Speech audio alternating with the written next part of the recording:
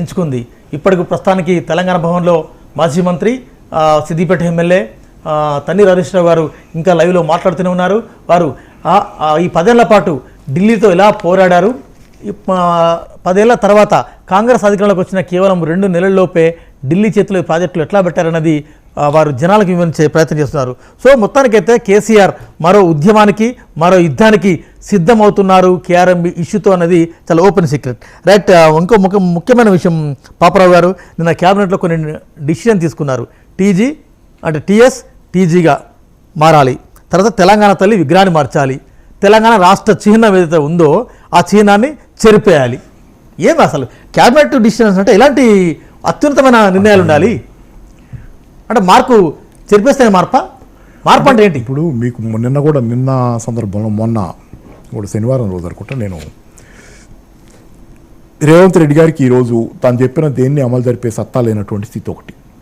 ఆ స్కీమ్ లేదో 200 యూనిట్లకిను ప్లస్ 500 రూపాయల గ్యాస్కి ఓకే చెప్పారు, కానీ ప్రాక్టికల్గా అమల్లోకి వచ్చి జరిగినప్పుడు ఎంతవరకు జరుగుతుంది చూస్తుందాం. ఒకటి మంచిదే జరగాలని కోరుకుంటాం, ఎందుకంటే ప్రజలకు మంచి జరగాలి, ప్రజలు ఇబ్బంది పడకూడదు.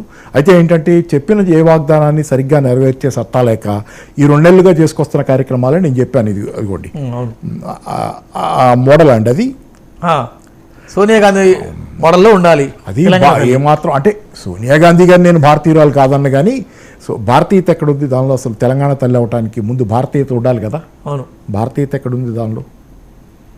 నేను సరే చిహ్నాలన్నీ మార్చుకుంటారు.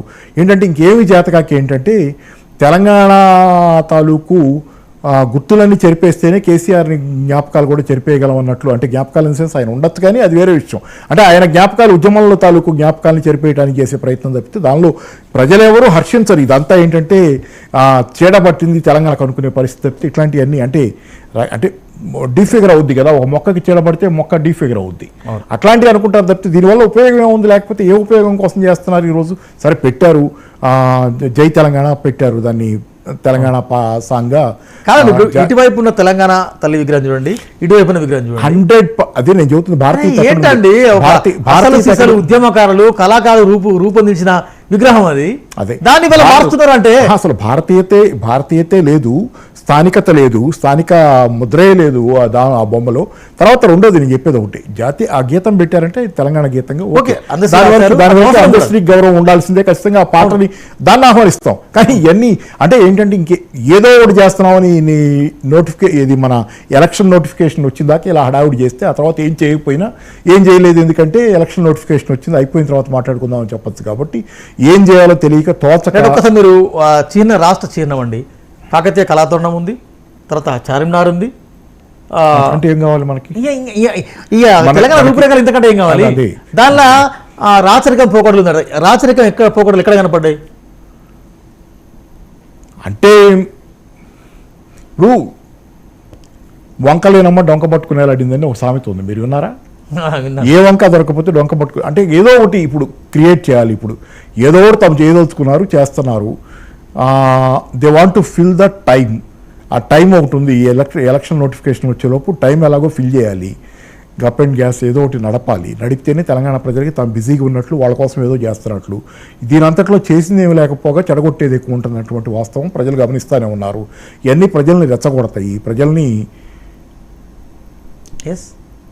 వాళ్ళని ఇరిటేట్ చేసే ఇవన్నీ. ఎందుకంటే ఇవన్నీ దీని ఇప్పుడు కళాతోరణం కనబడుతుంది, తర్వాత చార్మినార్ కనబడుతుంది. అవి చక్కగా ఉండటమే కాదు, మీకు చేయాల్సిన పనులు చేయకుండా రైతు బంధు ఇంతవరకు పూర్తిగా. అవును అవును, అలా మరి అవన్నీ చేయకుండా